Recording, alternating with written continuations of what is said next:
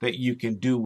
In this video, I will show you how to take data from the textbook and paste it into an Excel file so that you can manipulate the data and work with it. Here you see your WebAssign landing page. On the WebAssign landing page, we want to select ebook. When we select ebook, we get this page. And let's say we want to talk about organizing data. We want to look at the chapter organizing data. In this chapter, in example 1, it gives you a frequency table. I want to copy this data and put it in an Excel file so that I can manipulate it as shown in the solution. The thing that you more than likely would try to do would be to highlight the data and then try to copy it. But the ebook would not let you do that. It only gives you the option to add a note, read the text, or add a flashcard. So the question becomes, how do I take the data from the ebook and paste it into an Excel file so that I can use it? The answer is that you can't, but you can. The way that you do it is that you go over to the full textbook on the right-hand side and select the full textbook. Once you select the full textbook, you drop down to the table of contents, and let's go to the same table that we're looking at. So we're going to look at frequency tables, and the full book gives me the frequency table. And look what it also does. It also gives me a plus sign here to enlarge the table. So I can enlarge the table.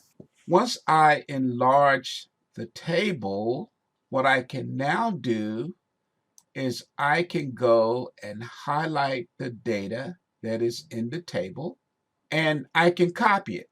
There are several ways to copy the data. The way that I like to do it that is easy for me is to simply right-click anywhere in the data field and copy.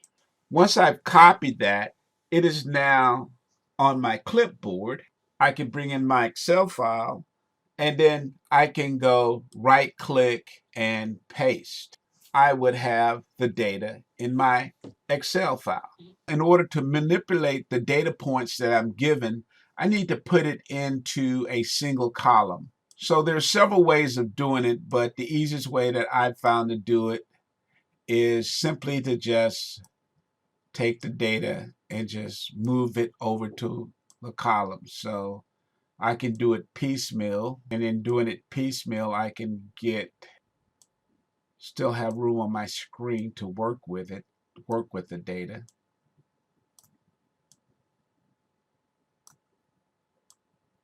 And remember, these are just data points. So now I can take this and move them over here, and I can take this set of the same data points from the same set and move them over here. And now I have everything in one column. And because I have everything in one column, I can select the column and I can sort the column from smallest to largest. And now I see that my lowest value is 1, and my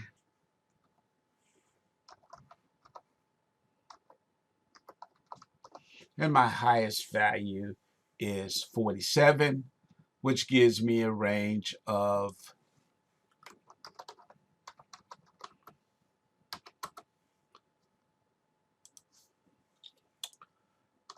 47 minus 1, and 47 minus 1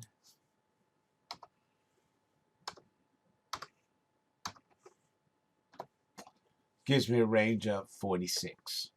I hope that helps you. Please post any questions that you may have in the questions forum, and I'll be happy to answer them there.